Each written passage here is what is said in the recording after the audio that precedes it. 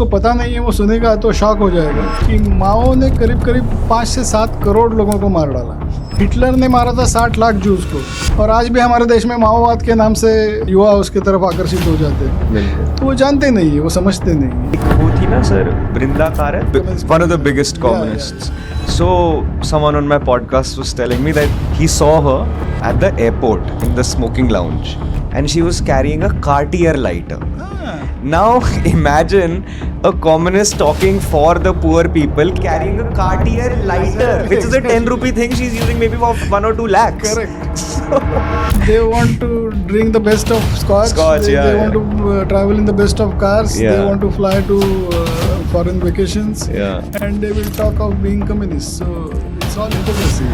Left और right के ideologies में फर्क क्या है? जी, मतलब हम बिल्कुल आसानी से बोल देते हैं लेफ्ट राइट, ये लेफ्टिस्ट है, ये राइटिस्ट है, पर इसका मतलब क्या है? जी, अभी आप एग्जांपल लीजिए कि I am a man, everybody knows that I am a man, but if I say that I am a woman, I should be allowed to use women's washroom. Imagine. Their rights to privacy are not important, Yes. but my transgender rights are important. This is perversion. This is not. It's complete perversion. This is not inclusivity, Yeah. but this is perversion. If you are not a leftist when you are young, then you don't have a heart. If you are still a leftist when you are 30 or 35 years old, then you don't have a brain. और विध्वंस क्यों करना है? तो इनका ये कहना है कि ये जो हजारों वर्षों से बनी मानवीय सभ्यता है, वो मानवीय सभ्यता को हम पूरी तरह से नष्ट कर दें और एक क्लीन स्लेट के ऊपर हम एक नए मानव का और एक नई व्यवस्था का, नई सभ्यता का निर्माण करेंगे। तो राइट विंग का मतलब है कि बदलाव आना चाहिए, जरूर आना चाहिए, लेकिन बदलाव लाने के लिए हमको पूरी व्यवस्था को खत्म नहीं करना है। हमको सब लोगों को विश्वास में लेके, सब लोगों को कन्विंस करके धीरे धीरे, one step at a time, we have to bring in change. नमस्ते सर। नमस्ते। पहले तो कंग्रेचुलेशंस आपकी नई किताब के लिए। बहुत बहुत धन्यवाद। टर्माइट्स नाम ही बड़ा इंटरेस्टिंग है किताब का। तो थोड़ा और डिग इन करेंगे कि जिनको आपने टर्माइट्स बुलाया है इस किताब में, उनके बारे में, उनकी आइडियोलॉजी के बारे में, उनके करतूत के बारे में और ज़्यादा जानेंगे जी। और ये और भी ज़्यादा ज़रूरी है इसके बारे में बात करना, बिकॉज अगर मैं अपने आप को इमेजिन करूँ कि मैं एक 15-17 साल का या 18 साल का बच्चा हूँ जो कि अभी कॉलेज में जा रहा है, तो यूनिवर्सिटीज़ में आप जब जाते हो तो इक्वालिटी और जस्टिस जैसे वर्ड्स, जब आप यंग ब्लड होते हो, आपको बड़ा फैसिनेट करते हैं। और जो एक लेफ्ट लीनिंग आइडियोलॉजी है, वो जो अपना कवर डाल के रखते हैं, वो इन्हीं चीज़ों के थ्रू आपको अपने अंदर एक तरीके से सक इन करते हैं। बिल्कुल। और आप बड़े फैसिनेट होते हो कि अरे ये अलग चीज़ों के बारे में बात कर रहे हैं। तो जो एक 17-18 साल का लड़का या लड़की है, व्यक्ति है, उनको आप क्या बताना चाहेंगे? उसी से मैं शुरुआत करना चाहूँगा कि how will you counter that narrative जो कि वो लोग दिखा के आपको सक इन करते हैं। एंड ऐसे बहुत सारे लोग हैं, मैंने बड़े कम लोग देखे हैं जो एक जिसको राइट विंग आइडियोलॉजी कहते हैं वहां से लेफ्ट पे जाते हैं, लेकिन लेफ्ट से बहुत सारे लोग समझ के सही रास्ते पे आ जाते हैं। तो आप कैसे उस नैरेटिव को काउंटर करना चाहेंगे जो एक कॉलेज में बताया जाता है, जो एक फ्रंट दिखाया जाता है? मैं उसी से शुरुआत करूंगा।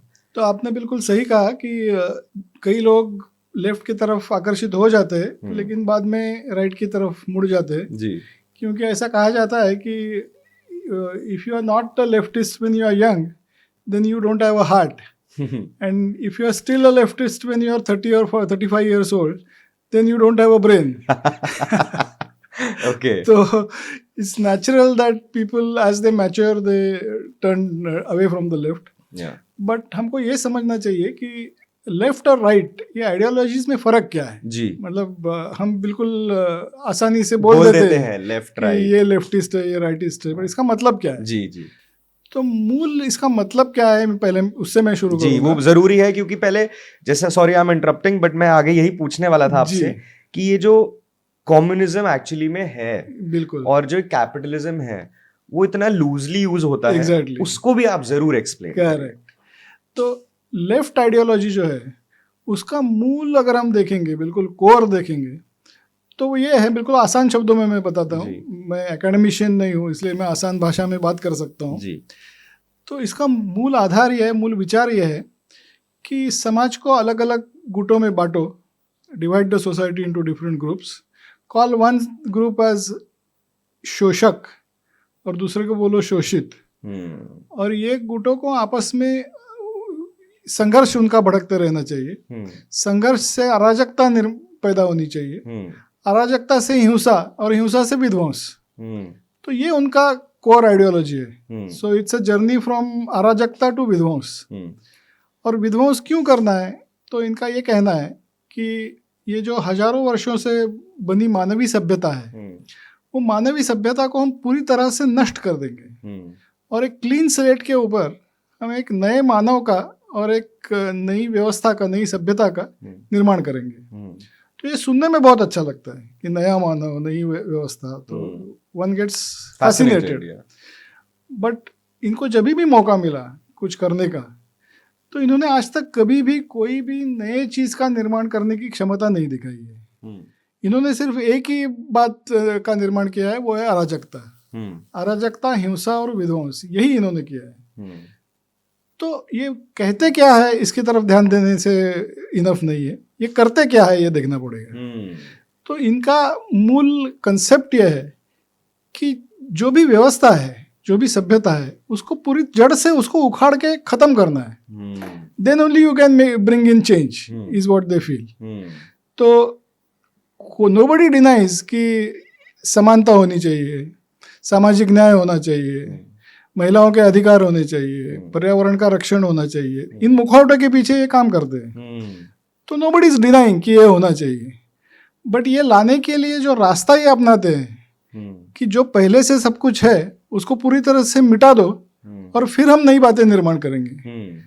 तो ये आपको अच्छा लगता है क्या? ये आपको, are you convinced that this is doable? Have they ever shown any ability to do this? ये आपको समझ के लेना पड़ेगा।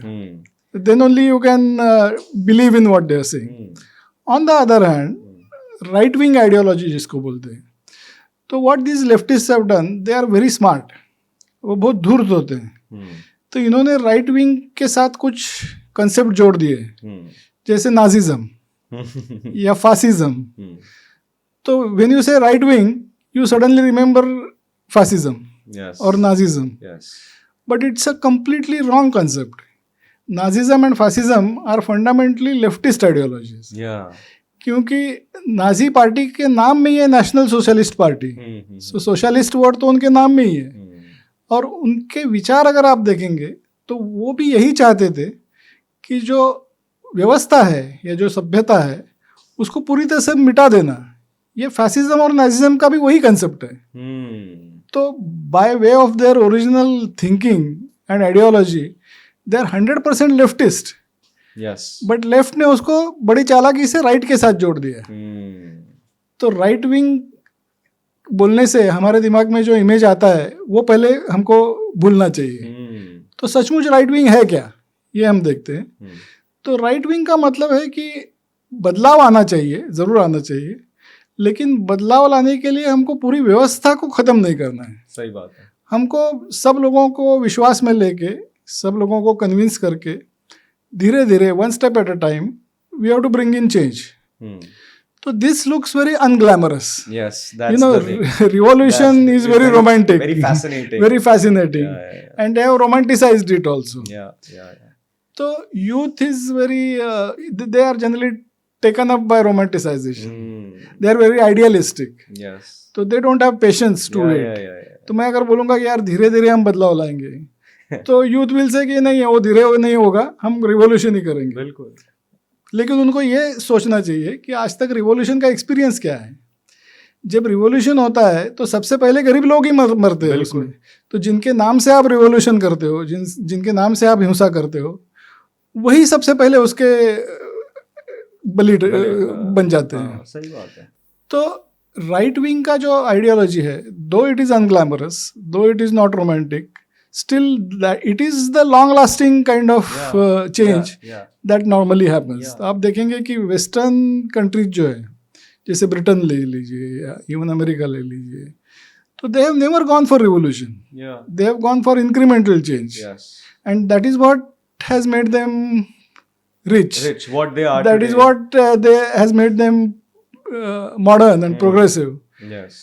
तो आप दोनों का ट्रैक रिकॉर्ड देखिए, लेफ्ट का ट्रैक रिकॉर्ड और right का देखिए, track। सोवियत यूनियन में क्या हुआ, चाइना चाइना माओ में के क्या time हुआ, पे चाइना में माओ के टाइम क्या हुआ। लोग कोट करते कि चाइना देखो कितना प्रोग्रेस किया, but China has progressed only when they gave up communism. Yes 100% economic ideology उन्होंने कम्युनिज्म का 1978 में छोड़ दिया, बिल्कुल और तभी से उनका प्रोग्रेस हुआ। बिल्कुल।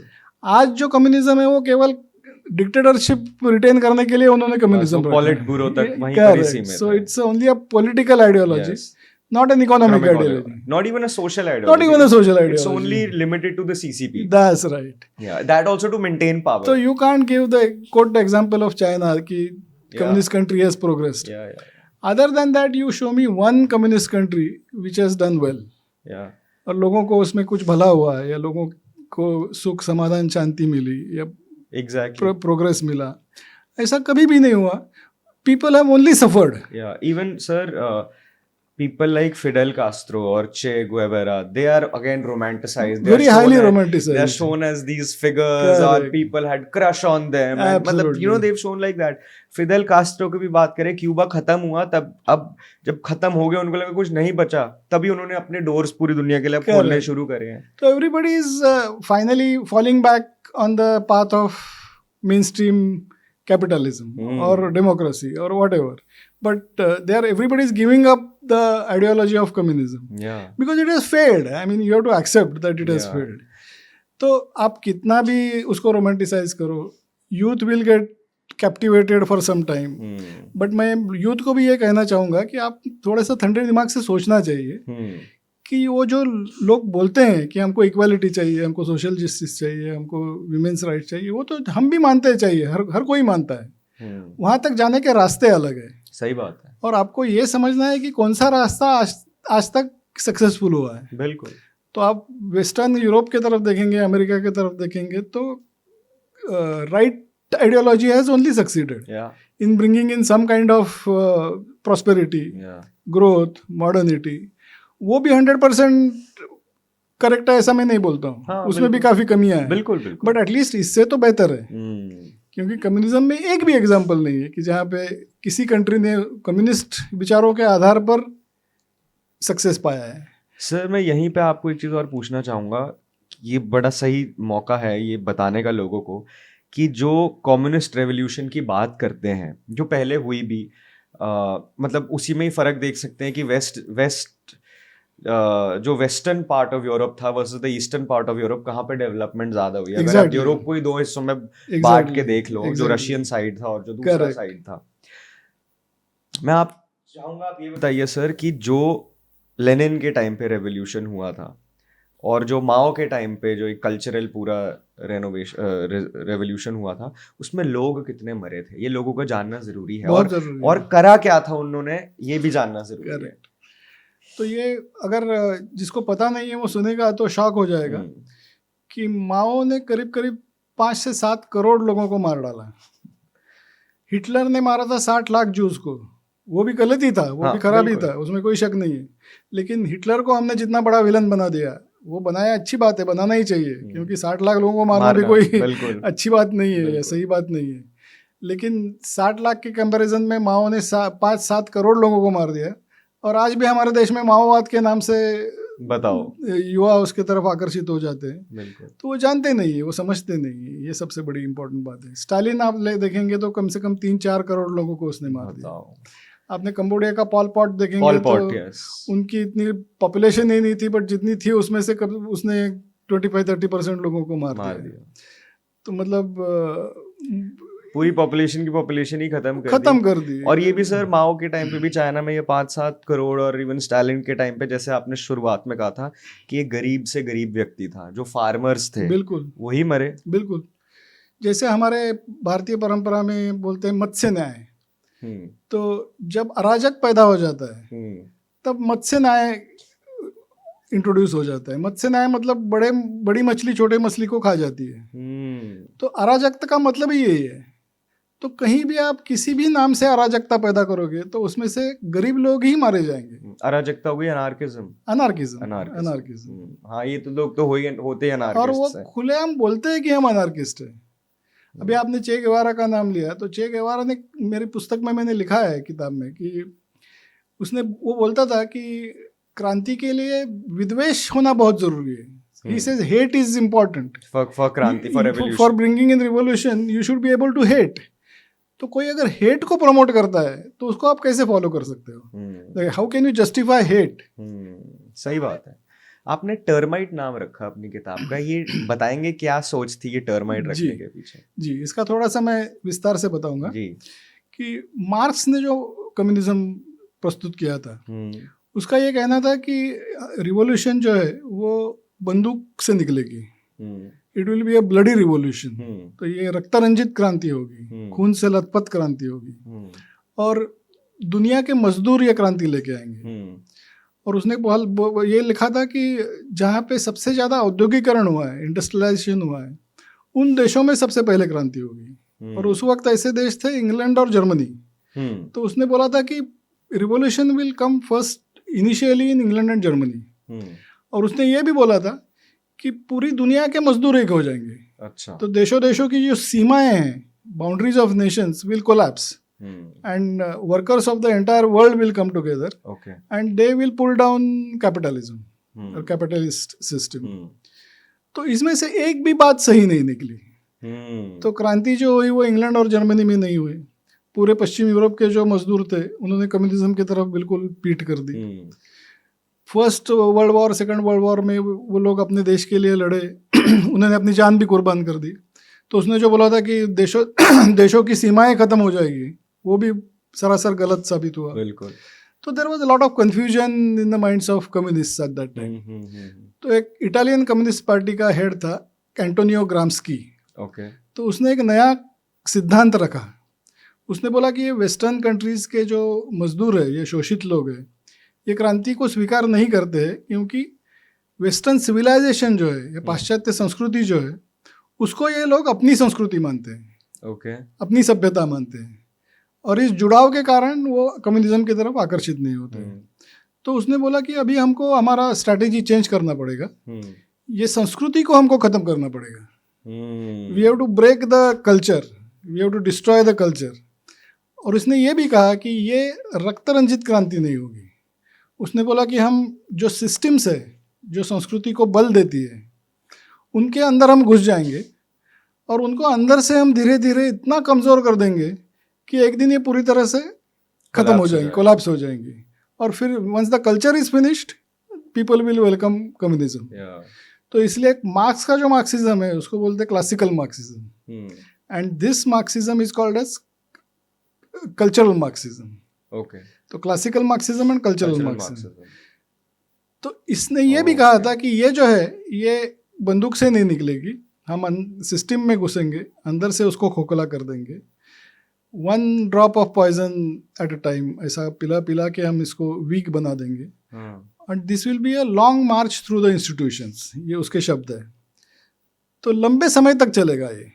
बट जब ये पूरा हो जाएगा तो the entire western culture will collapse. जहाँ जहाँ मैं वेस्ट बोल रहा हूँ, it also applies to India. तो they also want to destroy Indian culture. क्योंकि उनको पता है कि भारत को तब तक वो तोड़ नहीं पाएंगे, भारत को तब तक कम्युनिज्म के लिए तैयार नहीं कर पाएंगे जब तक यहाँ पे सोसाइटी कल्चर है. और हर देश की जो प्रमुख सांस्कृतिक धारा है या सांस्कृतिक धरोहर है, उसको ये तोड़ना चाहते हैं. तो वेस्टर्न कल्चर जो है उसका बेस है क्रिश्चियनिटी. तो यूरोप में और अमेरिका में ये क्रिश्चियनिटी को तोड़ना चाहते हैं. भारत की प्रमुख धरोहर है हिंदुइज्म. तो भारत में हिंदुइज्म को खत्म करना चाहते हैं. हिंदू संस्कृति या भारतीय संस्कृति बोलो, हिंदू संस्कृति भारतीय संस्कृति एक ही है. तो उसको तोड़ना चाहते हैं. तो that is why it is called as cultural Marxism and it is long march through the institutions. That's why I have called it termites. कि बिल्कुल टर्माइट्स की तरह ये अंदर घुस जाते और अंदर घुस के धीरे धीरे धीरे धीरे उसको खोखला कर देते. समझ गए. और इतना खोखला करते हैं कि एक दिन वो पूरी तरह से कोलैप्स हो जाना चाहिए. जैसे आप देखेंगे पाश्चात्य जगत में वहाँ की जो family institution of family is completely destroyed. बिल्कुल खत्म हो चुकी है. कहाँ पे सर? Western countries. अच्छा, वेस्टर्न कंट्रीज में. खत्म हो गई है बिल्कुल. Everybody knows, we all know. It has not happened on its own. It has been it has been made to happen with a specific plan and strategy, और उस strategy के तहत उसको डिस्ट्रॉय कर दिया गया है। और ये उन्होंने 1920-1930 के दशक में ही लिख के रखा है कि हम कैसे करेंगे, जैसा मैंने बोला एंटोनियो गन्स। तो it's not something that I am saying, it's everything is written down. या बिकॉज आपने जो बात बोली ना sir,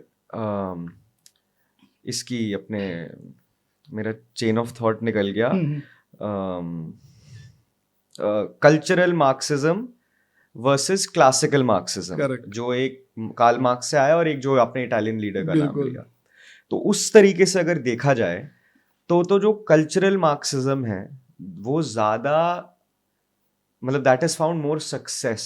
yes, because any country that you see, especially the Western countries and now also India, this left-leaning ideology is so deeply rooted within our institutions. Absolutely right. Within our universities, colleges. वहीं से ये सारा निकल के आता है। बिल्कुल। और जो आपने एक और बात बोली कि ये लोग क्योंकि दे नो कि हमारे यहाँ पे फॉर एग्जाम्पल सनातन धर्म है, सभ्यता है, कल्चर है, वो बहुत ज्यादा स्ट्रांग है। तो जो इंडियन लेफ्ट है, अभी मैंने आपके बोलने पे ये चीज मेरे दिमाग में आई, they never say any wrongdoing. At least 99% of the left leaning people over here don't say any wrongdoing of से Islam. Correct. They don't say it for Christians. But when a Hindu does something, or even if he doesn't do something, वो उसको इतना बढ़ा चढ़ा के बताएंगे कि आप मतलब कोई, मतलब मेरे खुद बहुत मुस्लिम फ्रेंड्स हैं, मैं बड़ा ओपनली उनसे भी बात करता हूँ कि कोई अगर कोई अल्लाहू अकबर बोलेगा तो वो बोलेंगे वाह, और कोई जय श्री राम बोल देगा सीधा बोल देंगे ये संघी, ये एंटी नेशनल, मतलब ये इस्लामोफोब है, ये है वो है, तो सीधा ही वो तो अटैक करते हैं। बिल्कुल। तो ये आपने एकदम सही बात बोली कि उनको पता है कि यहाँ पे ये स्ट्रांग है। ये सेम विद द वेस्ट कि the new age people, and sir मैंने पिछले 5 सालों में ये खुद बहुत ग्रो होते हुए देखा है कि जो वहाँ पे ये कम्युनिस्ट या लेफ्ट आइडियोलॉजीज है, जैसे आपने फैमिली सिस्टम की बात करी, वहाँ पे जो ये न्यू टर्म आ गए हैं जेंडर फ्लूइडिटी और this and that, these are direct attacks on killing the family system. Absolutely. When you will not have kids, when you will not respect your parents, when you will not even respect your society, कि आपको हर चीज कोई गाली देनी है कि you don't respect me, you don't respect this, that, who are you respecting? तो they have been kind of successful कि कम से कम जो नए एज के बच्चे हैं, मेरी अपनी ही बात करूं, मेरे एक फैमिली में कुछ बच्चे हैं मेरे भाइयों के, बहनों के, जो इंडिया से बाहर पढ़ते हैं अमेरिकन कॉलेजेस में, मतलब जिस तरीके की बातें वो आके बोलते हैं और बताते हैं, मुझे लगता है क्या जंग लगा हुआ है वहाँ के यूनिवर्सिटीज को। बहुत ज़्यादा एक्चुअली उनको उन्होंने फैमिली को कैसे खत्म किया, मैं आपको थोड़ा सा संक्षेप में बताता हूँ। They used 4 ideas to destroy the family. One is extreme individualism. Okay, तो मैं और मेरा, इसके beyond that nobody wants to think anything, तो that is also implanted, that's also deliberately promoted. और इसमें specially in individualism communists and capitalists both have participated, because I'll explain to you. Communists wanted to break the family. For that they have promoted individualism. Capitalism ने इसमें फायदा देखा कि एक घर के अगर 3 घर बनेंगे तो रियल एस्टेट का डिमांड बढ़ जाएगा, एक टीवी सेट की जगह 3 टीवी सेट का डिमांड आ जाएगा, एक वॉशिंग मशीन की जगह 3 वॉशिंग मशीन का डिमांड आ जाएगा। तो they took a short term view of profit, and they also promoted it, and then that's why this individualism has grown very rapidly there. So one is extreme individualism, मैं बहुत short में बता रहा हूँ। जी sir, जैसे दूसरा है perverted feminism. Feminism in America, the feminist movement started for very valid reasons, क्योंकि अमेरिका में महिलाओं को मतदान का भी अधिकार नहीं था। भारत के बाद आया शायद, नहीं भारत के पहले आया, but they became free in 1776. Okay. And they got free, women got right to vote in 1918. तो कम से कम 150 साल के बाद, और हम फ्री हो गए उसके उसी दिन से, जब से हमारा कॉन्स्टिट्यूशन एक्सेप्ट हो गया, उसी दिन से महिलाओं को हमने अधिकार दे दिया जी। तो they had to fight, the women, American women had to fight. Okay. तो उसके लिए उन्होंने शुरू किया. फिर चर्च में also they were not given equal status. तो those women said that at least भगवान के घर में तो हमको इक्वालिटी दे दो. तो their demands were absolutely justified. But communist always are on the lookout for fault lines, कि किसी बिंदु के ऊपर हम संघर्ष कैसे भड़का सकेंगे जी. तो उन्होंने इसमें एक बहुत अच्छी अपॉर्चुनिटी देखी कि मेन वर्सेस वीमेन, अगर हम इसको संघर्ष फॉल्ट लाइन में कन्वर्ट कर देते हैं और इसको हम इसमें बना देते हैं, तो आज क्या बन गया है, feminism means it's a war between main and women, which the original feminists never intended like that. Yes, 100%. But communists have given that turn to feminism, completely perverted it. तो आज ये हो गया है कि जो फेमिनिस्ट लेडीज है वो बोलती है कि फैमिली में रह के हमको जस्टिस मिल ही नहीं सकता है. सही बात है. तो we have to break the family. They have brought it to that level. उसमें अनदर इम्पॉर्टेंट थिंग, बहुत खतरनाक चीज़ है कि उन्होंने एक नया शब्द निकाल दिया. That is the style of the left, that they weaponize the language. तो ऐसे शब्द बना देते हैं कि उसको शस्त्र करके यूज़ करते हैं, वेपन करके यूज़ करते हैं. तो एक शब्द है टॉक्सिक मैस्कुलिनिटी. तो वेस्टर्न कंट्रीज के जो मेन है उनको अभी ऐसा डर लगता है कि अगर मेरा पुरुषत्व मैं दिखाऊंगा तो I will be branded as toxic masculinity. तो they want to suppress their masculinity. और विमेन को क्या सिखाया जाता है कि you should do everything like men, so they have to suppress their femininity. तो women are suppressing their femininity, men are suppressing their masculinity. तो पूरा परवर्जन ही हो गया ना ये. मतलब you are driving society towards the end actually. मतलब आप नेचर के साथ छेड़खानी कर रहे हो. तो ये हो गया perverted feminism. The third is sexual revolution. एक 1960s में there was a big student movement. जब हिप्पी वगैरह आपने सुना होगा, hippie culture that started at that time. और तभी ये लेफ्ट का एक स्पेशलिटी है कि किसी भी चीज़ का एक बहुत बड़ा सिद्धांत बना देते हैं. तो इन्होंने इसका भी एक सिद्धांत बनाया है कि सेक्सुअलिटी को वो बोलते हैं कि उसको रिस्ट्रिक्ट नहीं करना चाहिए. You should not restrict your sexuality. और उन्होंने ऐसा सिद्धांत रखा कि अगर हम सेक्सुअलिटी को फ्री छोड़ेंगे तो पूरी दुनिया में शांति और आनंद फैल जाएगा. और इसमें कई लोगों ने विश्वास भी किया. और जिन्होंने विश्वास किया वो आज बोलते हैं कि हमारी गलती हो गई. हाँ, इससे कोई शांति और आनंद नहीं आया, फैला है. इसमें से केवल विकृतियां फैली है. बट इसका परिणाम यह हुआ कि institution of family is completely destroyed, because family stands on the foundation of faith. और अगर आप सेक्सुअलिटी का अतिरेक करोगे तो फिर फैमिली कैसे बचेगी. तो ये हो गया third. And fourth and the most dangerous is transgenderism. कि उन्होंने बोला कि men and women, two different genders is not biological reality but it is a cultural construct. जैसा मैंने बोला कि दे सिद्धांत बना देते हैं, बहुत उसको स्कॉलरशिप का एक ऑरा दे देते हैं. बट फंडामेंटली इट्स ऑल, आपकी भाषा में बोलूँगा तो BS. But they give it an aura of scholarship. तो उन्होंने बोल दिया कि इट्स अ कल्चरल कॉन्स्ट्रक्ट. और आपका जेंडर कौन सा है ये बायोलॉजी से डिसाइड नहीं होता है.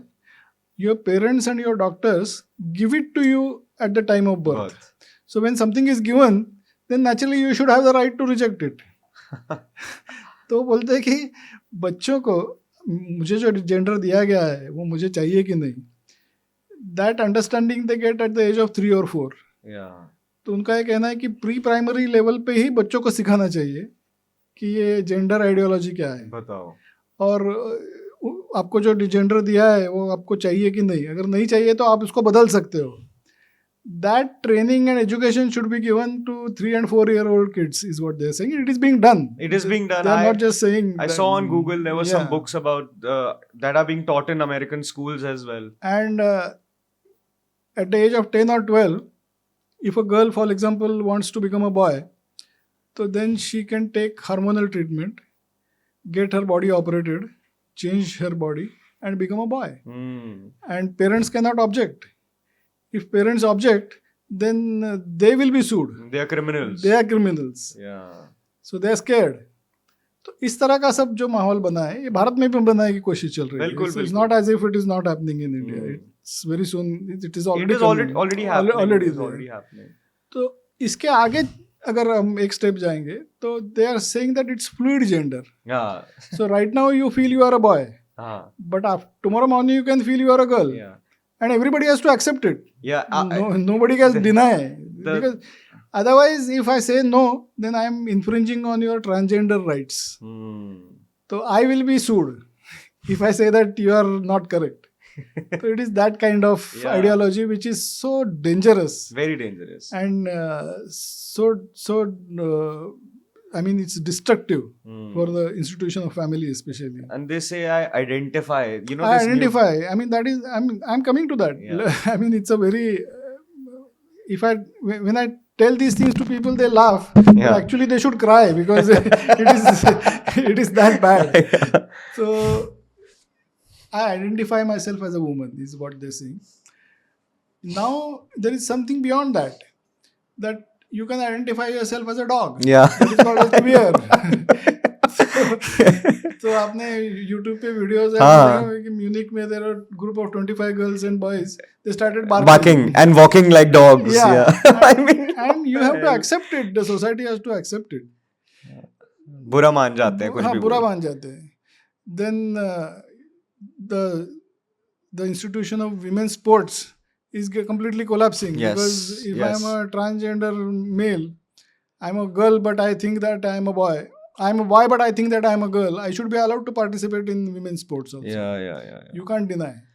तो उनका स्पोर्ट्स का दुनिया तो खत्म हो गई पूरी. वो कह रहे थे सर, मैंने एक जगह पढ़ा था यही सेम इश्यूज, ये वुमेन स्पोर्ट्स वाले, कि no one is talking about specially the left on how bad it is for the women. Correct. इसकी कोई बात नहीं कर रहा. अभी आप एग्जांपल लीजिए कि if I am a man, everybody knows that I am a man, but if I say that I am a woman, I should be allowed to use women's washrooms. Imagine. So what is, I mean, their rights to privacy are not important, Yes. but my transgender rights are important. Their rights to play sports among them is not important, but my transgender rights are important. Yeah. This is perversion. This is not. It's complete perversion. This is not inclusivity, Yeah. but this is perversion. Yeah. तो ये समझ लेना बहुत जरूरी है. I met a man, sir. मेरे साथ काफी पॉडकास्ट करे उन्होंने. Right leaning, he is a right leaning gay man, Abhijit Iyer Mitra.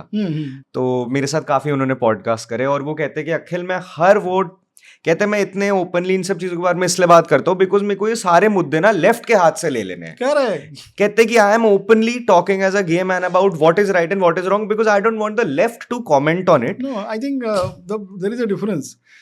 There is, I mean, naturally this tendency is there. Yes. In 0.2% of the cases. Yes. But these people are doing active promotion of transgender. Yes. Or in fact salesmanship of transgender. Yeah, that's where the problem. That is where the problem lies. Abhi in America and Western countries, there is something called as they call these men who call themselves as women to the schools to tell stories to the children. And they come with heavy makeup, lipstick and all that, short skirt, I mean artificial breasts breasts and things like that. उनको drag queens बोलते हैं. हाँ, drag queens, performances होती So है. actually you are marketing transgenderism. Yeah. Is what is happening. And that is why in the West there's something like 1500% rise in the people who declare themselves as transgender, which is anti-nature. So technically after 100 years everyone will be. Yeah, exactly. So again you're destroying the civilization. Yeah. I mean you're completely screwing up with nature. Definitely. He also said, sir, he said that I'm a gay man, but there are only two genders. Correct. What you are either male, that's Correct. because scientifically, biologically, there is an XX chromosome Correct. and there's an XY chromosome. How can you be gender fluid? How is that possible? It is completely Yeah. anti-science. Yeah, It's anti-science. Completely anti-science. Yeah. So Or I mean, it is coming to India also. they call themselves as progressives. Progressives as As liberals. liberals. I mean, that is the biggest irony of human history, I think. You can only laugh at it because kabhi aap, and you know the problem is whenever I talk to or I listen to a lot of left-leaning people, just to understand how they think. I listen to a lot of Kunal Kamra also, just to understand कि उसका point of view कहाँ से निकल के आ रहा है, जी। ताकि मेरे को अगर कहीं बात करनी हो, मेरे पास जैसे कहते हैं ना कि भगवत गीता पे या कुरान पे या बाइबल पे कमेंट करने से पहले आपको पता होना चाहिए उसके अंदर है क्या। तो मैं जब इन लोग को देखता हूं ना, they never are able to answer a question which is scientific or which is actually a correct question in a correct manner. They will always deflect it. Correct. They will always deflect. They will never go deep into it. They will always deflect. I'll tell you something else. Like Gramsci, there was another group of professors called as Frankfurt School. They were from Germany. And Hitler drove them out of Germany. They came to Columbia University in the US. Okay. And from there they spread to other universities and took control of the academic world in the United States. तो उन्होंने एक नया concept निकाला है which is called as critical theory. Critical theory. तो वो भी काफ़ी कॉम्प्लिकेटेड है, बट बिल्कुल आसान अगर मैं भाषा में बताऊंगा तो उसमें 3 स्ट्रैंड्स है. One is communism, Marxism. तो उसका जो मूल आधार है कि divide society into 2 parts, inflame conflict which should lead to anarchy, violence and destruction. ये उन्होंने वैसे के वैसे उसमें इंक्लूड किया है. Second is post modernism. तो पोस्ट मॉडर्निज्म का सिद्धांत ऐसा है कि there is nothing like objective truth, there is nothing like objective reality. तो उसको बोलते कि मॉरल रिलेटिविज्म. ओके. तो नैतिकता के का कोई लॉजिकल आधार नहीं है. There are no parameters to decide what is moral and what is immoral. Everything is subjective. And subject to what? It is subject to the identity, is their saying. Okay. तो if you belong to a Shoshak identity, you can never be right. Oh. And if you belong to a Shoshit identity, you can never be wrong. You can never be you wrong. can never be wrong. तो जो आप पूछ रहे थे कि Islamist लोग कितनी भी हिंसा करे, कितना भी टेररिज्म करे, उनको डिफेंड क्यों करते हैं? क्योंकि they have given Islam the status of शोषित. Very तो interesting. They will always justify what ever में jihadis do. They will always justify it because for them there is nothing like truth. Objective truth नाम की कोई बात ही नहीं है. तो you can't, what you are saying is right, you can't argue with them based on facts. Yes, yeah. Or based on truth and reality. Yeah. Because they don't value it. Yeah. For them it is nothing. Yeah. They don't value it, What actually. suits their ideology is the only truth. Yes. So they are saying my truth against your truth. Yeah. Is what they actually say. And they're calling themselves liberal. And they are calling themselves liberal. They are calling themselves scientific, which is the biggest irony. So for youth also, I think it's important to understand this. कि इनकी सोच क्या है? Just don't get led by their masks. The masks are very attractive. Yeah. They talk of environment, they talk of social justice, they talk of women's rights. Everybody agrees that this has to be there. Nobody is saying that there should be no social justice. But how you are going to go about it? Because they Exactly. know. वो कई लोग उसमें ऐसे भी होते हैं कि जो उनको पता ही नहीं है कि वो मार्क्सिज्म को सपोर्ट कर रहे हैं. नहीं पता उनको, डेप्थ में उन्होंने देखा ही नहीं, सोचा ही नहीं है. उनको लगता पढ़ा है कि ही ये सब अच्छी बात है. These are all good things and we should support it. But they are falling in the trap of the Marxists. Because जिन्होंने ये शुरू किया है, they were 100% Marxists. And their idea was definitely to introduce Marxism in the entire world. तो उनको ये पता था कि अब कम्युनिज्म के नाम से जाएंगे तो world is not going to accept it. So they created all this theories. और ये थियरीज को इतना अच्छा उन्होंने मार्केट किया, पैकेज किया कि लोग उसके पीछे भागते हैं. सर, उस समय के मार्क्सिज्म को जब ये बना, या उस टाइम के लेफ्ट आइडियोलॉजी को, और आज के लेफ्ट कम्युनिस्ट आइडियोलॉजी में क्या फ़र्क देखते हैं आप? मतलब आज जिस तरीके से ऑपरेट हो रहा है, क्या जब ये 100 साल पहले जब ये आइडियोलॉजीज निकल के आ रही थी तब अलग तरीके से ऑपरेट होता था? बिल्कुल पूरी तरह अलग तरीके से. जैसे मैंने बताया कि मार्क्स का आइडिया था कि it will be a bloody revolution. हाँ, it will come from the barrel of a gun. हाँ. और ये मजदूर लोग लेके आएंगे. हाँ. आज का जो मार्क्सिज्म वो एलिटिस्ट मार्क्सिज्म. हाँ, सही बात. In fact they have given up the cause of the poor people. उनके हिसाब से अभी गरीब अमीर का कोई मतलब नहीं है. they only want to introduce these ideas to destroy the civilization. yeah. And now it has become, जैसा बोलते थे पहले कि religion is the opium of the masses, ऐसा मार्क्स बोलता था. Now wokeism is the opium of the elite, ऐसे मैं बोलता हूँ. Yes, very right, very right, It very is for right. the elite. Very right. एक वो थी ना sir, Brinda Karat. Ji. I think she's also She is one very of the much a communist one of the party biggest member. communists. Yeah. So someone on my podcast was telling me that he saw her at the airport in the smoking lounge, and she was carrying a Cartier lighter. Ah. Now imagine a communist talking for the poor people carrying a Cartier lighter, Exactly, which is a 10 exactly. rupee thing she's using maybe for 1 or 2 lakhs. Correct. So, They want to drink the best of scotch. Scotch, they yeah, want to travel in the best of cars. They Yeah. want to fly to foreign vacations. yeah. And they will talk of being communist. So it's all hypocrisy. basically. Also, can you reflect upon the NGOs of how these NGOs, these people are hiding behind so-called NGOs which are doing good for the people, but in reality, how much they are funding this whole movement in India? अगर आप ये भी बताओ. Yeah. Well, actually, it is something called as a alternative politics. Alternative politics. हाँ, so वो उनका idea ये है कि people should lose faith in the mainstream politics. Okay. Mainstream political parties and politicians and politics. Huh. And now they want to promote movements through NGOs, activists, जो आपने देखे होंगे, very fashionable kind of people. Yeah. And they are deliberately promoted and built up. तो उनको मैक्साइसे award दिया जाता है. Megases, हाँ. कई बार उनको नोबेल प्राइज भी दिया दिया जाता है. And their image is created larger than life.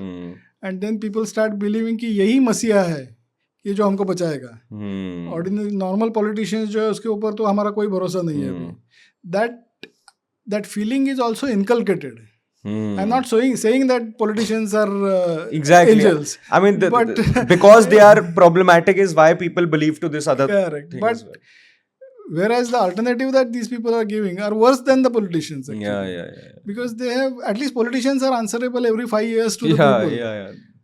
These people have got no accountability. Yeah. They have got no answerability. Yeah.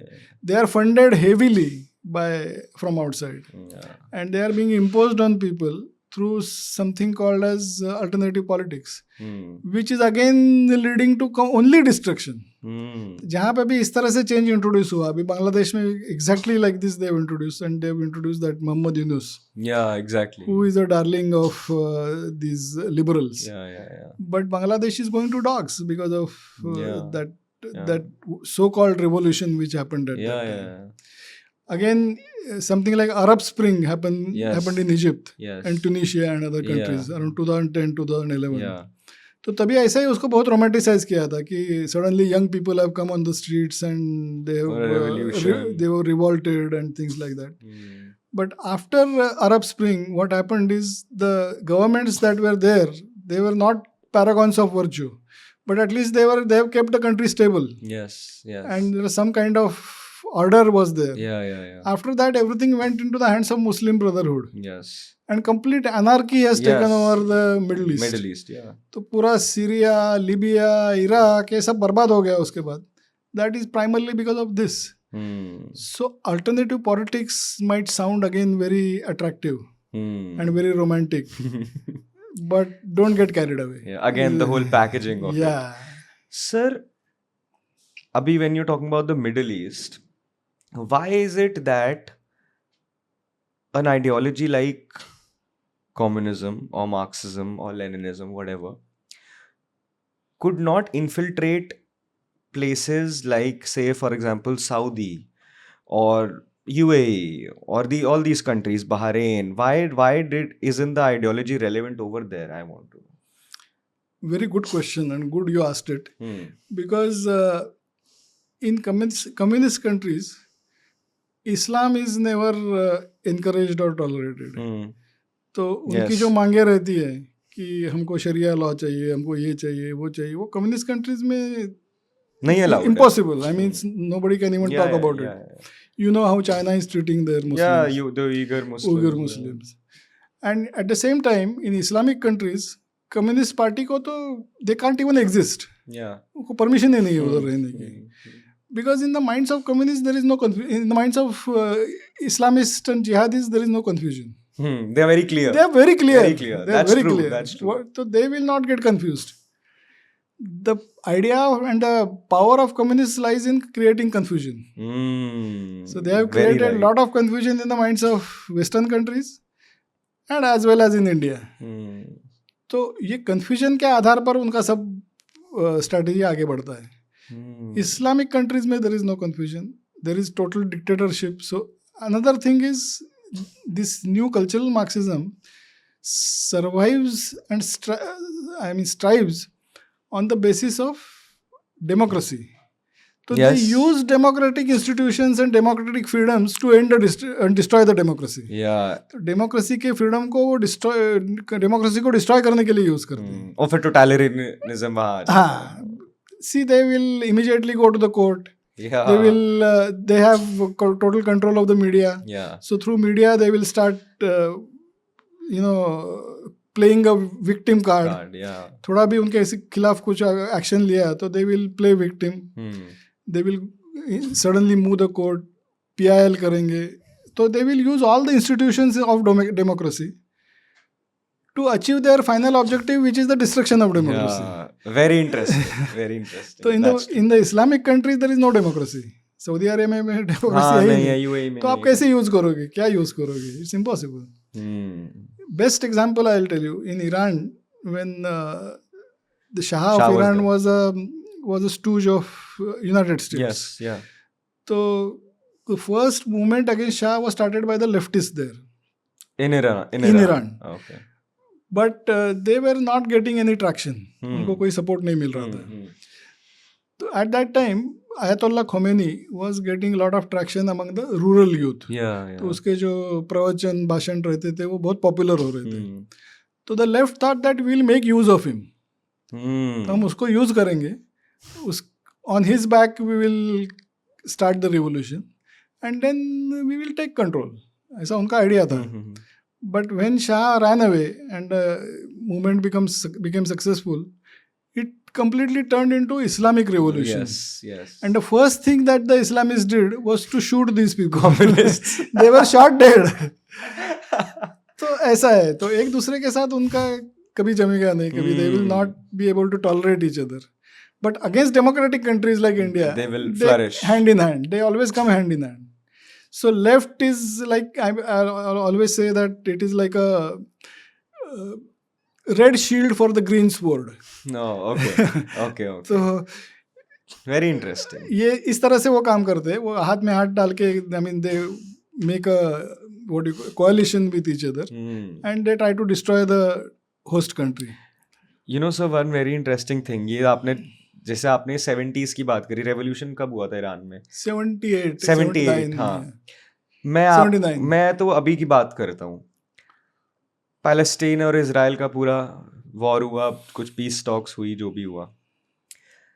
सबसे ज्यादा जो पैलेस्टीन को सपोर्ट आया, ऑफ कोर्स कहीं भी बच्चे मर रहे हैं, हर इंसान को दिक्कत होती है, लेकिन जो सबसे ज्यादा वाइड सपोर्ट आया बिना दूसरी साइड देखे हुए, वो लेफ्ट से ही आया. करेक्ट. कि वील किल द जूज, जो जितना भी आया कि hate against Juj.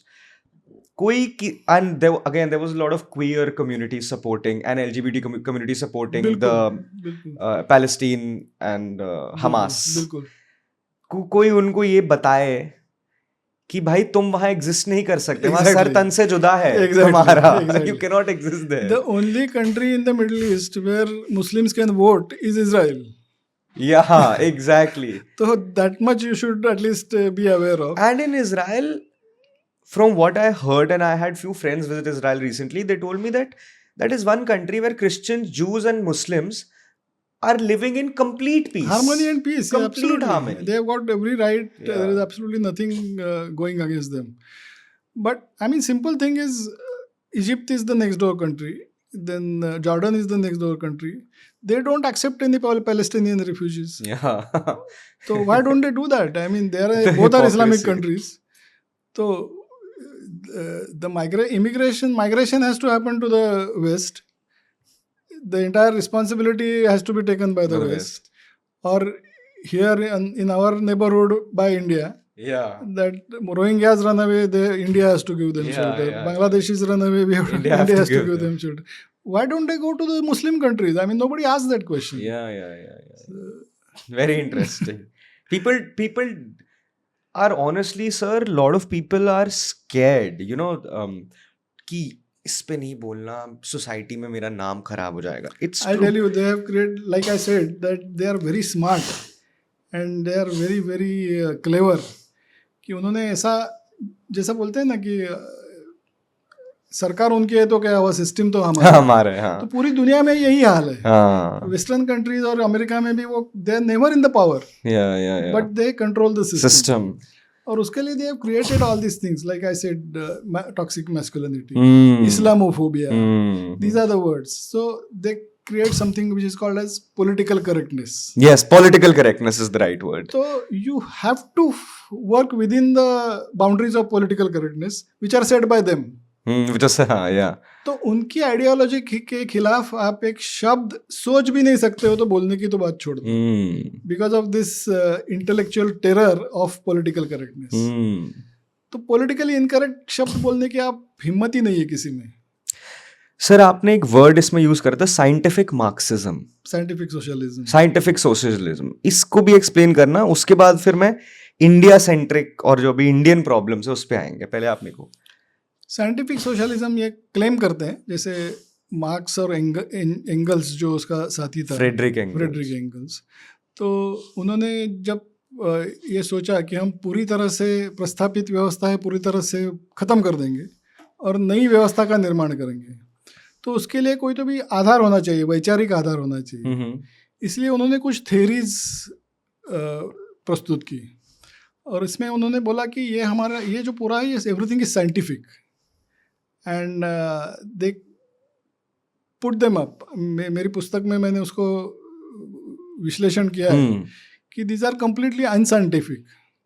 Okay, if you apply the scientific logic to it they completely fail, but they have claimed that these are scientific theories and their skill in building up narrative is so good that they have created that aura around those theories that it's very scientific. Okay. तो एक उदाहरण मैं देता हूँ कि उनका एक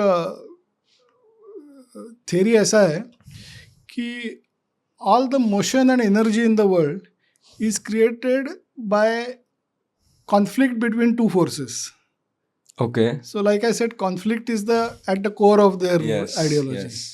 So even in this case, they are saying even in the world, in the universe, all the energy and motion is created because of the conflict between two forces.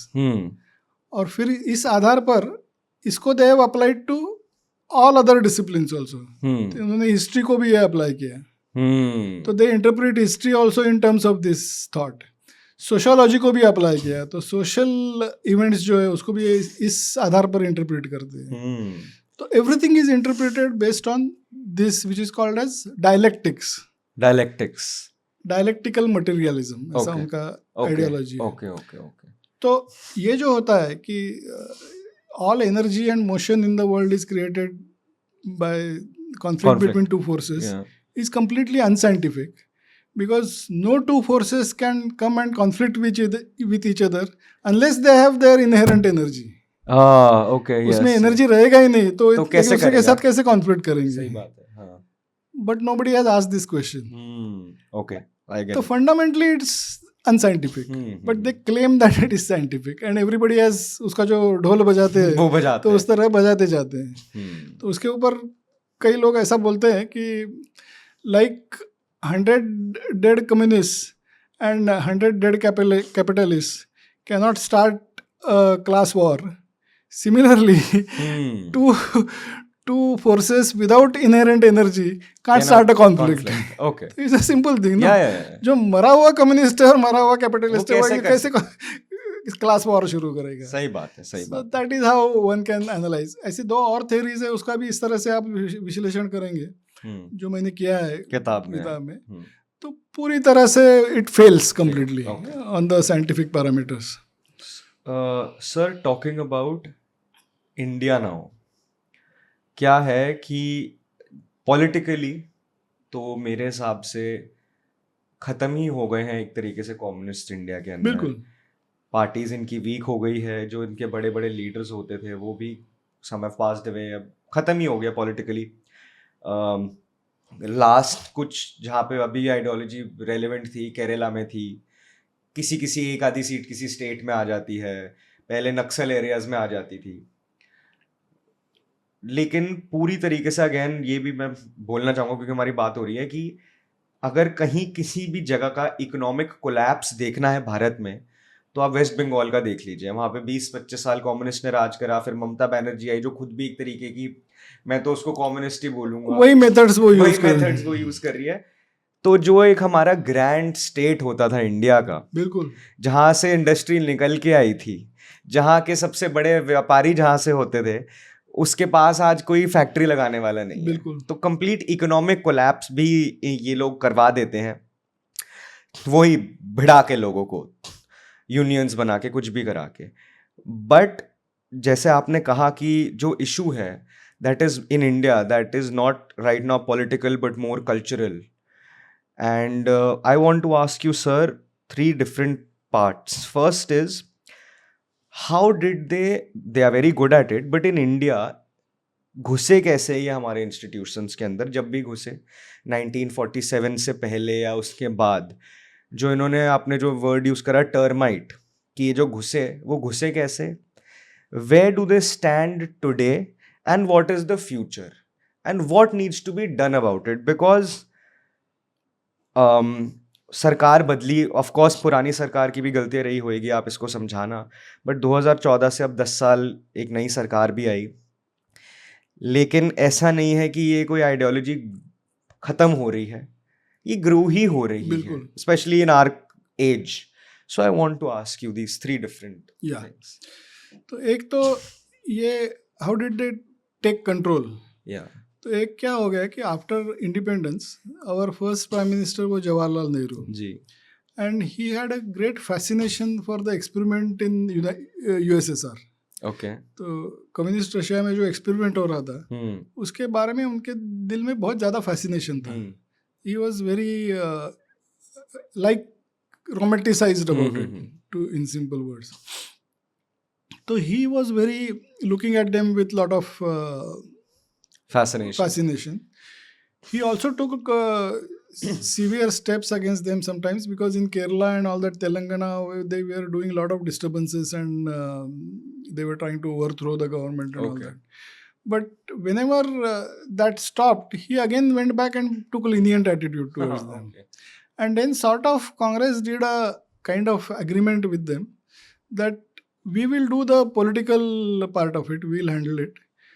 Cultural, educational and other जो soft power के जो sources है, that you take care.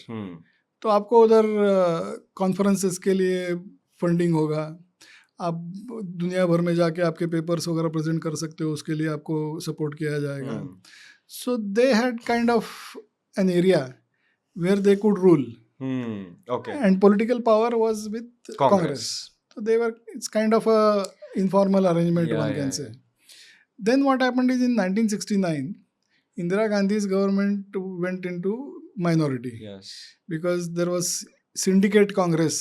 आपकी generation को तो मालूम नहीं होगा, बट मोरारजी देसाई, निजलिंगप्पा, कामराज, वो सब निकल गए कांग्रेस से। अभी वाली कांग्रेस ओरिजिनल कांग्रेस नहीं है। Exactly. तो when her government was in minority, communists supported her to survive. And in lieu of that, they didn't ask for finance ministry, they didn't ask for external affairs ministry, they didn't ask for defense ministry. कोई भी बड़ी ministry वो मांग सकते थे, नहीं मांगी। They said कि हमको शिक्षण मंत्रालय हमको दे दो।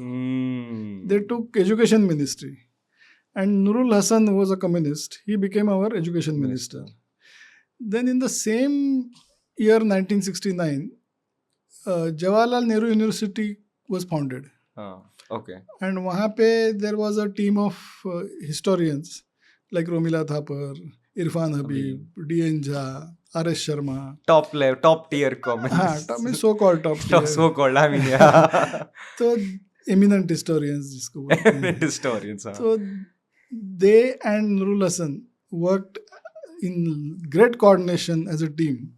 और पूरे भारत के जो institutions थे, which worked in history, which worked in education, which worked in culture, like Indian Council for Historical Research and Sahitya Academy, you name it.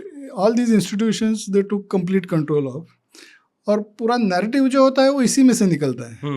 You know, scientific things like space and atomic energy and all that has its own place. Yes. But जो mainstream narrative जिसको हम बोलते हैं, things about which people talk, always comes from this.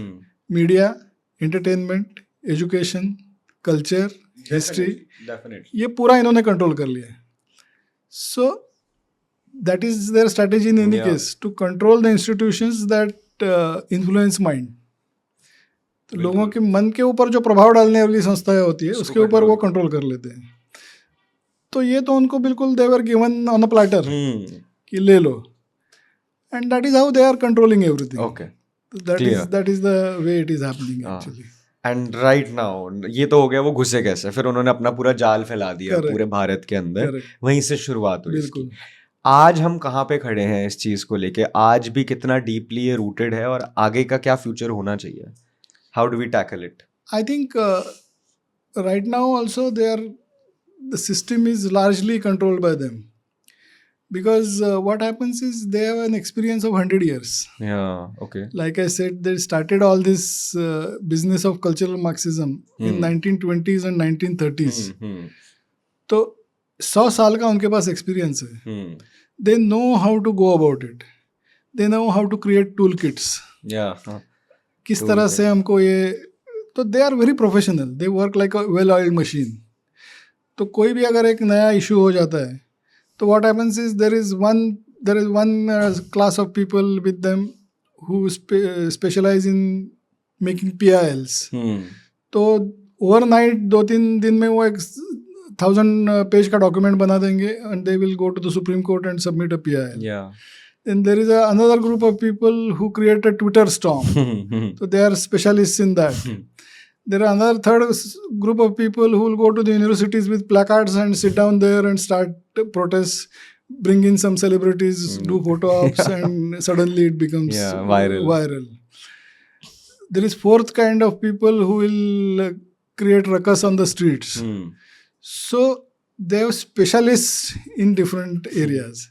Whereas on the other side, let us call it right, they run like headless chickens. उनको पता ही नहीं है कि क्या करना है. No clear direction. उनको एक्सपीरियंस नहीं है. They have never done this. They are now waking up. तो sir, everybody starts doing everything. That's not how it can be done. Yeah, true. So you have to work in a very, very organized manner, for which you have to have planning, strategy, experience. और इसमें week है हम लोग, मतलब this side is definitely narrative में तो weak है. Narrative में weak है ही है. Generally what happens is another thing I told you, that they believe that there is nothing like objective truth. तो झूठ बोलने में उनको कोई दिक्कत नहीं होती है. We think 10 times. When we know something that it is wrong, we will not say that. Yes. If somebody says that अब हमारे साइड का होगा तो भी हम उसको बोलेंगे नहीं तू गलत बात कर रहे हैं. तो we start talking against each other. Yeah, true. You know. बिल्कुल. So that is how the difference is created. When somebody from their side does something terrible, they will at least either justify him or at least keep quiet. But they will not fight amongst each other. They will not talk over each other. They will always work in one voice. They will always speak in one voice. Here it's the opposite. Here is exactly opposite. हम तो जो तत्वनिष्ठा बोलते हैं ना, तो we have that thing about तत्वनिष्ठा कि नहीं कुछ भी हो जाए लेकिन मैं तो जो सच है वही बोलूंगा. So that is because we care for truth. Yes. We don't believe that there is nothing like objective truth. Yes, definitely. So that is the difference. So they have created everything right from the roots. Because ultimately nobody can speak lies unless there is some justification for it. So they have created a justification कि truth नाम की कोई चीज होती ही नहीं है, तो आप बोलो जो भी बोलना है. as long as it is serving our ideology. Hmm. And sir, about the future, how do you think we can counter this? What needs to be done? How do we tackle this key in the future? We don't become like what America is becoming now with their new age generation coming. I think it's a war on culture. Yeah. So we have to strengthen our culture. Hmm. There is no shortcut to it. Hmm. Because हम भी for the sake of so-called modernity and the distorted definition of modernity, Hmm. we have started believing that rejecting everything from our tradition is modernity. Yeah. तो ये पहले सुधारना पड़ेगा. और ये आपके जनरेशन का फॉल्ट नहीं है, ये तो पिछले 2 जनरेशन से चलता है. मेरे ख्याल से करीब करीब 60-70 सालों से we have taken up this distorted definition of modernity that says that if you follow your traditions, if you follow your culture, if you follow rituals, then you are being backward. You're not cool enough. You are not cool enough. Yeah. So in one word, you have to make culture cool. Culture, yeah, exactly. Yes. That is what has to be done. Yes, yes. And जो संस्कार होते थे, I mean आजकल संस्कार शब्द का भी लोग मजाक उड़ाते हैं. हाँ. But that is what we have to return to. Because unless you have sanskars, we don't know how to behave. 100%. And then I mean, in simple words, if you don't stand for something, you fall for everything. Yeah. So true. So we fall for all these stupid things because we don't stand for something. Yeah. So we must stand for our roots. We must stand for our culture. And our culture is so rich and so great Yes. that there is so much to stand for. But we have forgotten that. Yeah. I think it's a fight between forgetting and reclaiming. Yeah. So we have to reclaim. The culture. Yes. And it has to be done in a very, very systematic and wise manner. It can't happen automatically. Yeah. There are no shortcuts. Yeah. No, definitely. Because उन्होंने 100 साल काम करके किया है, तो हमको कुछ ना कुछ तो काम time करना पड़ेगा, लगाना टाइम लगेगा. बिल्कुल आपने सही बात बोली. कल्चर को कूल बनाना पड़ेगा. सर आई ट्रैवल टू कितनी भी लोग गालियां दे दे, I travel to China a lot for work and I meet with people my age only 26, 27, 28. The amount of pride Precisely. that they take in their culture, and Correct. very interesting thing, sir. They say, okay, we are Buddhists, or we are that, or we are whatever, but they don't even truly understand what it is. What they truly understand is their culture. Correct. And amount of pride they take, how they celebrate their festivals, and how proudly they talk about Correct. it. And they always tell me, Akhil, they call me Akhi, वो अखिल पूरा बोल नहीं पाते. Akhi, brother, you know, China is where China is because we love our country. Yes. We love our culture. Correct. You should love your country. You should love your culture. और मुझे लगता है यार, मतलब हम कितनी भी इनको गालियां दे दे, इस चीज में तो like they are where they are because of again their culture. See how badly communism has been defeated. Yes. Because Yeah, exactly. Communism is always anti Culture, patriotism. yeah. Patriotism unko they can't tolerate Yes. because Marx has told them that the boundaries between countries will collapse. Yes. So they hate patriotism. Yeah. But China is today a nationalist country. Yes. Yes. So communism has been completely defeated. Yeah. The greatest example. So हमको भी अगर progress करना है तो हमको भी communist ये जो आइडियाज है ये इसको डिफीट करना पड़ेगा. It's a war of ideas. Yes. Very right. War of ideas हमको जीतना है. सर लास्ट थिंग, फिर मैं ये खत्म करूंगा. मैं बात करना इसके बारे में चाहता हूँ कि हमने लेफ्ट और राइट इतनी बार यूज करा. अगर आप बता सकें तो ये जो 2 शब्द है, मेरी समझ में कहीं फ्रांस के किसी पार्लियामेंट से या कहीं आया था कि जो लोग इधर बैठते थे, तो अगर आप वो अगर आप एक बार एक्सप्लेन कर दे ताकि लोगों को वो भी एक बार पता लग जाए कि शब्द निकल के कहाँ से आया. फ्रेंच रिवॉल्यूशन जो हुआ, तो फ्रेंच रिवॉल्यूशन के बाद मोनार्की खत्म हो गया and they created parliament. Yes. वो पार्लियामेंट में स्पीकर के लेफ्ट साइड में जो बैठते थे, they were Jacobins who were leftists. Okay. And who were behind the French Revolution. Okay. And people who wanted to maintain the status quo, Yeah. or who wanted to make a gradual change. Yeah. They wanted to change, but they want to bring in gradual change. they used to sit on the right. Right. So they were called as right wing or rightist. These were called as Left leftist. wing. That's a simple That's thing. how the word. So again we come to that people who want to destroy the existing system Yeah. are the leftists, and people who want to retain the existing system and make gradual change are the rightists. Rightists. Simple. Simple. इसमें Nazi fascism का कोई कुछ नहीं है. संबंध नहीं है. और खत्म करने से पहले मुझे पूरी कॉन्वर्जेशन आपके साथ करके, by the way great conversation है, मुझे बहुत मजा आया. मैं एक चीज से एंड करना चाहूंगा. जब मैं आपकी बातें सुनता हूँ, जितना भी मैं थोड़ा बहुत पढ़ता हूँ इसके बारे में, कम्युनिज्म के बारे में, कि जितने भी कम्युनिस्ट्स हैं, अगर उनमें से एक भी जो वो बात बोलते हैं इक्वालिटी और जस्टिस की, अगर ढंग से काम करे तो वो बुरा नहीं है. अगर एक्चुअली में वो बिना अपने जो मखौटे के काम करे, किसी भी तरीके से सोसाइटी में कंट्रीब्यूट करे. लेकिन आज के समय में ये जितने भी बड़े बड़े कम्युनिस्ट्स हैं या जो ये टूल किट्स निकाल रहे हैं, जो भी निकाल रहे हैं, मुझे तो लगता है कि ये तो एक प्रॉपर बिजनेस है. बिल्कुल. ये मनी मेकिंग स्कीम है कि आप हमें पैसे देते जाओ, आपको कहीं पे रेवोल्यूशन लाना है, किसी सरकार को कहीं गिरवाना है, तो उनका फायदा नहीं हो रहा, तो इनको खूब फंड करो. ये कम्युनिस्ट्स अपने जेब में पैसा डालेंगे, भ्रम फैलाएंगे, गंदी बातें फैलाएंगे और उस देश को तोड़ देंगे. भर सब अपनी जेबें ही रहे हैं. बिल्कुल. क्योंकि वो जो ऊपर बड़ा कम्युनिस्ट बैठा है दूसरी कंट्री में, या कोई ऐसा बिजनेसमैन, वो भी यहाँ की सरकार इसलिए गिरवाना चाहता है क्योंकि ये सरकार की वजह से उसकी जेब नहीं भरी जा रही. बिल्कुल बिल्कुल बिल्कुल. You are very absolutely right. तो ये तो मनी मेकिंग स्कीम है पूरी. No doubt about it. But एक मैं आपको करेक्ट करना चाहूंगा कि आप जो बोल रहे हैं कि कम्युनिस्ट अगर मुखौटे छोड़ के ओरिजिनल उसकी आइडिया इम्प्लीमेंट करेगा तो अच्छा हो सकता है, तो nothing good can come out of their ideology. Okay. Yeah. Because I'll explain to you why. Yeah, I mean, it's yeah. not because I'm saying. Yeah. Because there is a difference between equality and equity. Yes. You have to understand. Yes.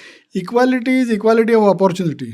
Yes. Which you must have. Yes. Everybody must get equal opportunity. Yeah. There is no doubt Yeah. about it. Equity is equality of outcome.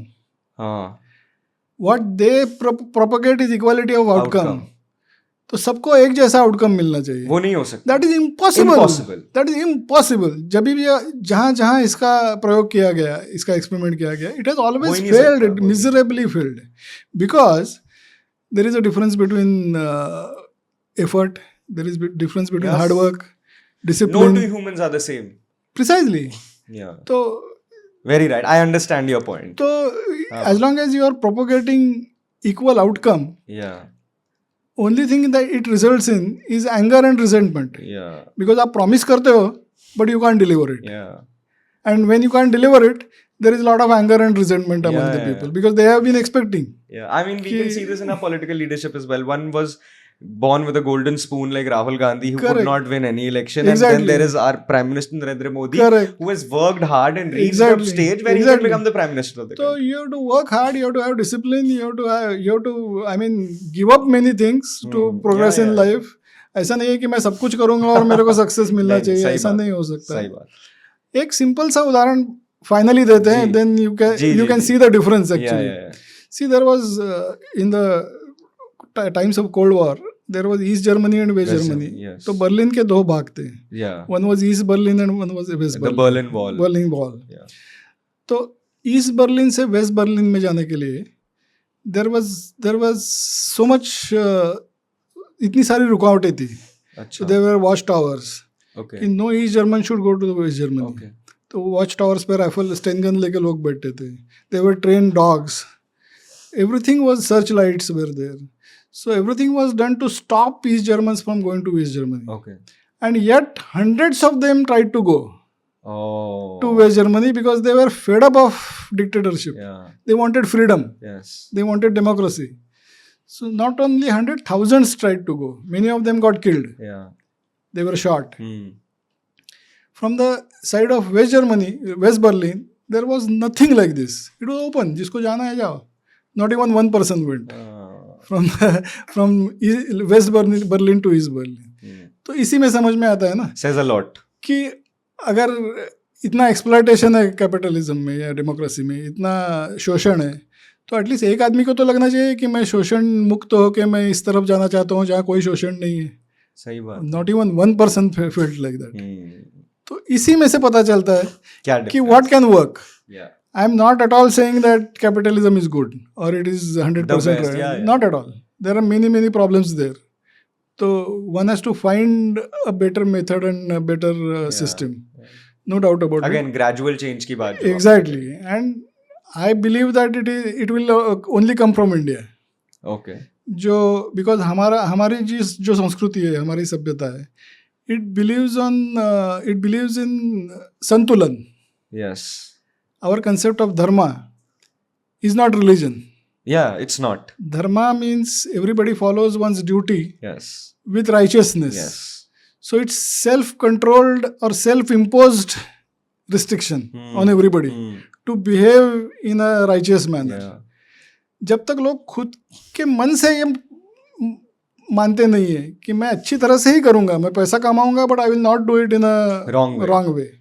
Then only there will be peace and happiness and prosperity in the world. Yeah. So that can come only from Indian thought. But इसके बारे में हम कभी अलग से बात करेंगे. बिल्कुल sir. But we can end on this. Thank you so much for a great conversation. Thank you so बहुत much. अच्छा लगा. I know viewers will enjoy. I really and enjoyed it. take back a lot from this. Thank you so much. Jai Hind. जय हिंद.